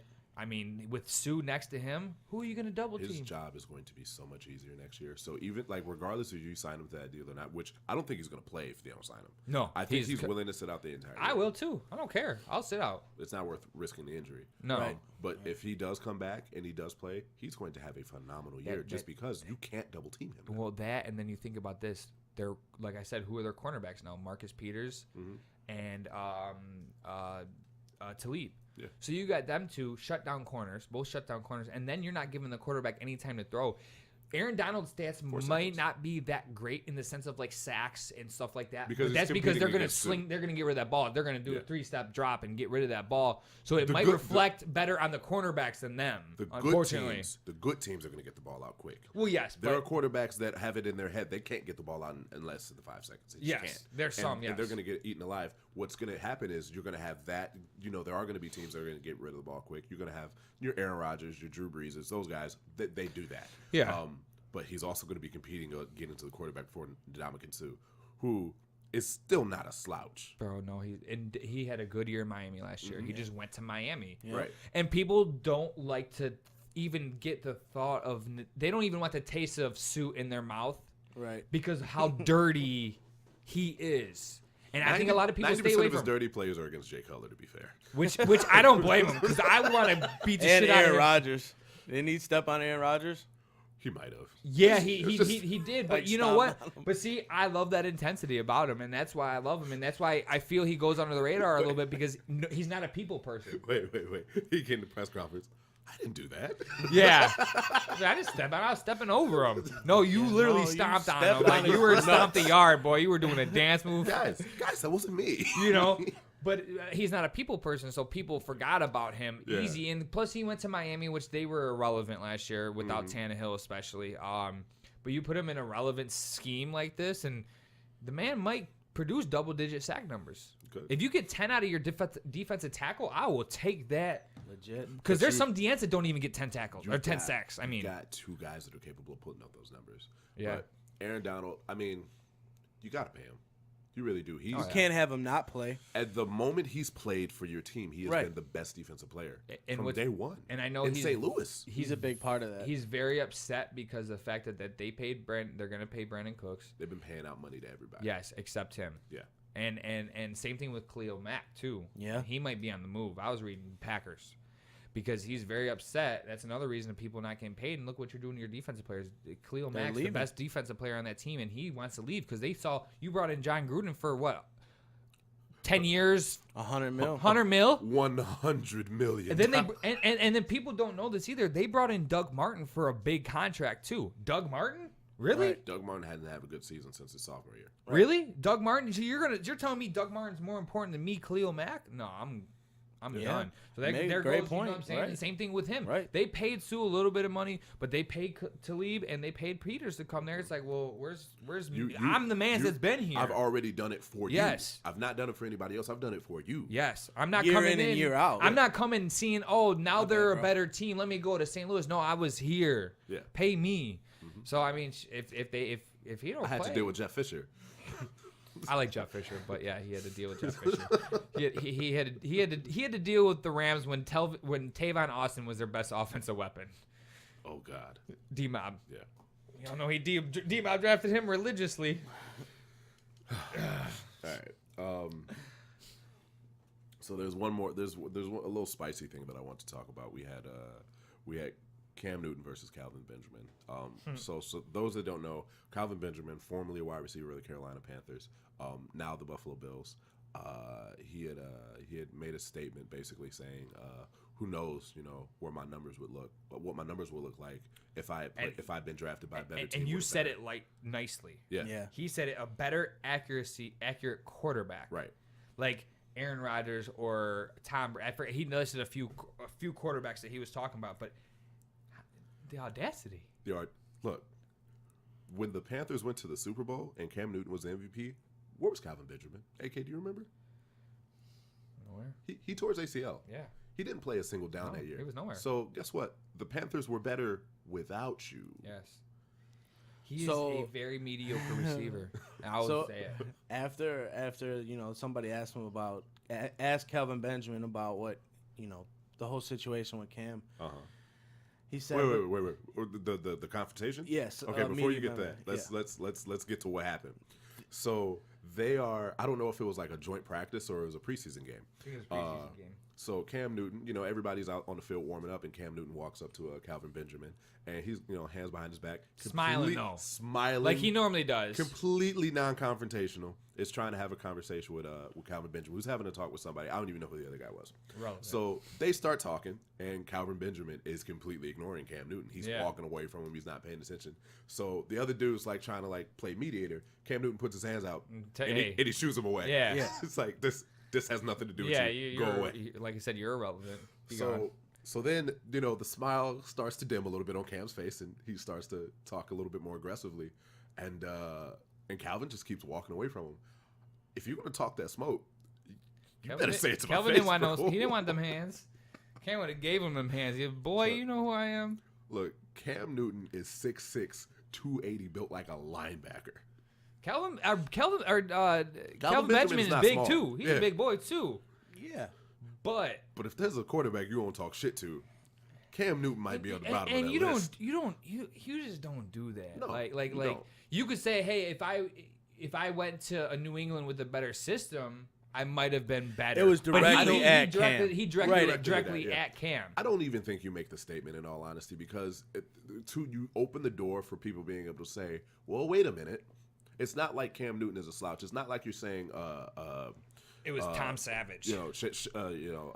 McCoy or somebody like that. It's like, oh, yeah, no, I can understand. You're talking about Cam Newton, who is regarded as a top 10 quarterback in the league. He is a former MVP. Mm-hmm. When he's healthy. They went to the Super Bowl. And lost to a good team. A great defensive team. Yes. A great defensive team. Yes. And they did it without you. Mm-hmm. So it's kind of hard to listen to you say that when it's like, well, they were better without you anyway, which is why they traded you. Yeah, they gave you up for a bag of peanuts. Yes. So that speaks more volume on you than them. What your worth is to them. I think to be honest, I've never been high on Kalvin Benjamin. I've always thought he was a mediocre receiver. The only thing he has, what's up? Drafted him once. Oh yeah, the only thing he has on his side is his size. Yeah. He's not a crisp route runner. He's not breakaway speed. He's not that good at catching the ball in all reality. So what do you bring to the table? Yeah, he's just big. He's just that jump ball. He's that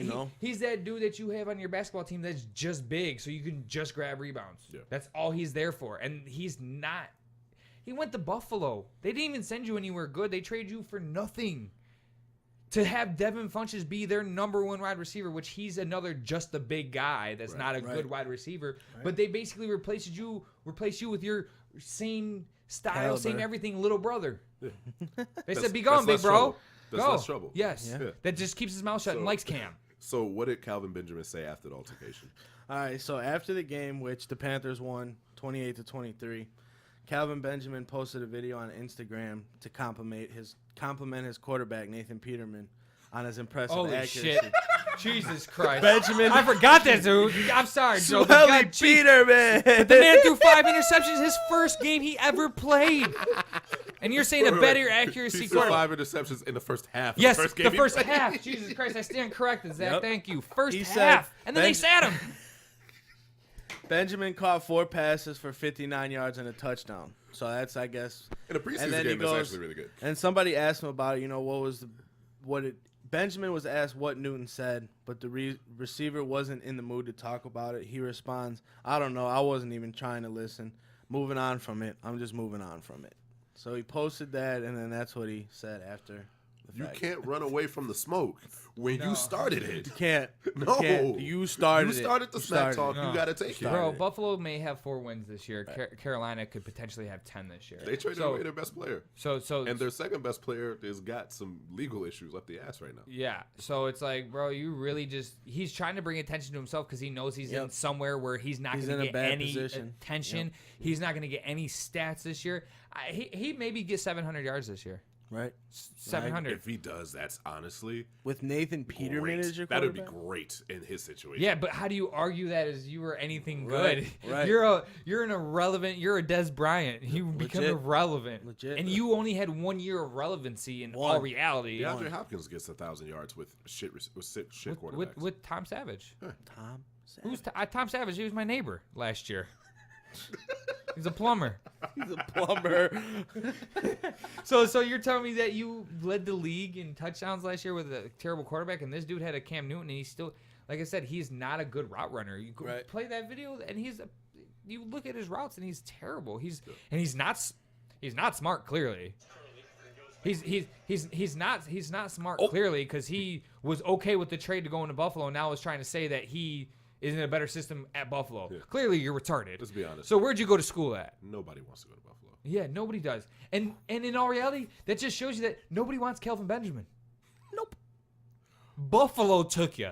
I mean, T.O.'s most forgotten year is in Buffalo. I forgot he played there. Point proven. Nobody goes to Buffalo to do anything great. The last Buffalo, they gave T.O. the key to the city. They got the Jim Kelly curse. Straight up. They ain't been good since Jim Kelly left. Yeah. And that's tough. That's a long time ago. Yeah. They're talking 80s. Long time. And Kalvin Benjamin's their savior, yeah. And Nathan Peterman. All right. That's a great. I think they compare to Tom Brady and Randy Moss, don't you think? Jesus Christ. Okay. So I think unless you guys got something, I think we're out of topics. Yeah.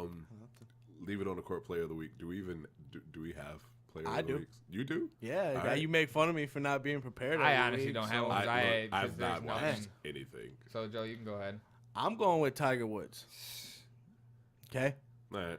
Tied for sixth. Tied for sixth. I know you don't like him, and I know you. No, I mean it's not that I don't mind. You want to see him win. I would like to see him win, but he's just washed up.